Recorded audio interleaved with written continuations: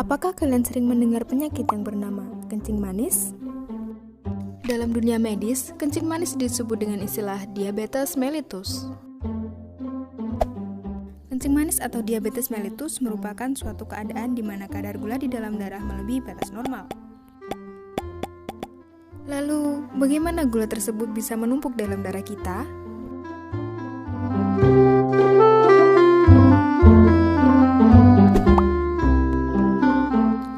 Saat kita mengonsumsi makanan yang mengandung karbohidrat atau gula seperti nasi, roti, dan lainnya, karbohidrat tersebut akan dipecah menjadi karbohidrat sederhana yaitu glukosa. Kemudian, glukosa akan dipecah menjadi ATP yaitu suatu molekul yang berkontribusi terhadap energi di dalam tubuh melalui proses yang dinamakan glikolisis.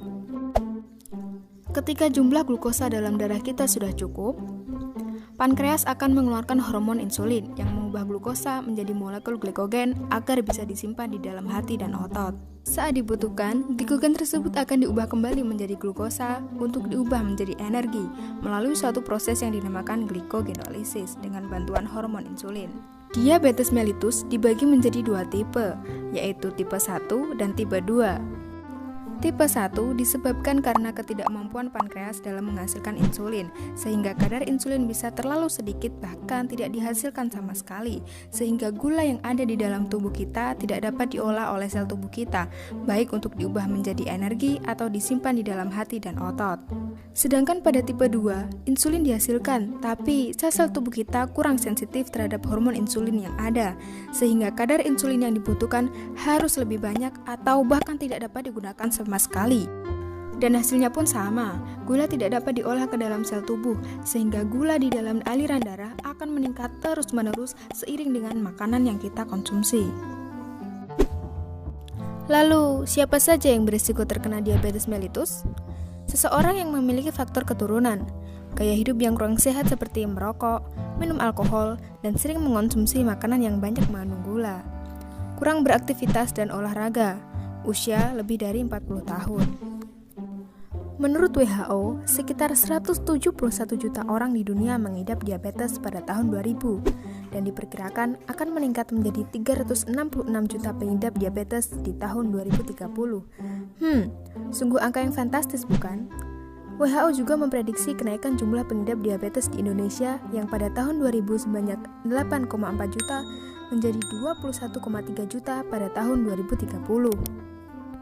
Dan bagaimana seseorang bisa didiagnosis menderita diabetes? Untuk mengetahui apakah seseorang menderita diabetes, perlu dilakukan pemeriksaan melalui pengambilan sampel darah. Terdapat 3 kategori pemeriksaan. Yang pertama adalah gula darah sewaktu. Seseorang dikatakan diabetes jika hasil pemeriksaan kadar gula darah sewaktu adalah 200 mg/dl atau lebih. Yang kedua, kadar gula darah puasa.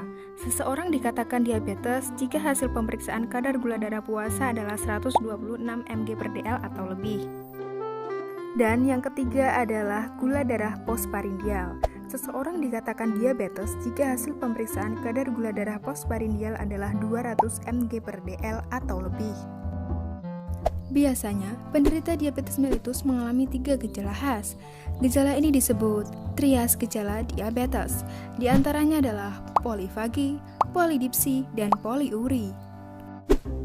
Polifagi atau banyak makan disebabkan karena sel tidak dapat mengubah gula menjadi energi, sehingga sel menjadi kekurangan energi dan kelaparan. Maka otak akan menanggapi kondisi ini dengan sensasi lapar yang membuat penderita diabetes banyak makan. Akibatnya, gula dalam darah terus meningkat tetapi tidak bisa diolah, sehingga penderita diabetes banyak makan, tapi berat badan tidak bertambah, bahkan cenderung menurun. Gejala kedua adalah polidipsi. Polidipsi atau banyak minum disebabkan karena darah yang terlalu kental akibat gula. Sistem keseimbangan tubuh secara otomatis akan mengurangi kepekatan darah dengan meningkatkan asupan cairan, sehingga penderita akan banyak minum. Gejala yang ketiga adalah poliuri. Poliuri atau banyak kencing disebabkan karena penderita mengalami polidipsi atau banyak minum, maka otomatis penderita diabetes akan sering kencing. Selain trias gejala tersebut, gejala lain yang muncul antara lain penglihatan kabur, luka sulit sembuh, lemas, dan berat badan turun drastis. Penderita diabetes mellitus bisa mengalami komplikasi seperti kerusakan saraf, kerusakan jantung, katarak dan kebutaan, kerusakan ginjal, disfungsi seksual, dan kerusakan pembuluh darah kaki. Apakah kalian tahu bahwa penyakit diabetes tidak dapat disembuhkan? Fokus utama dalam penanganannya adalah menjaga agar kondisi gula darah tetap normal. Penanganan yang bisa dilakukan adalah dengan rutin melakukan pengobatan. Obat yang sering digunakan adalah obat pendorong produksi insulin, obat untuk meningkatkan sensitivitas sel terhadap insulin, dan obat pengganti insulin. Lantas, bagaimana kita bisa mencegah diabetes? Yang pertama adalah cek gula darah secara teratur, konsumsi makanan yang sehat dan jaga pola makan agar berat badan tetap ideal. Dan jangan lupa untuk berolahraga secara teratur. Waspadai diabetes, ayo mulai hidup sehat.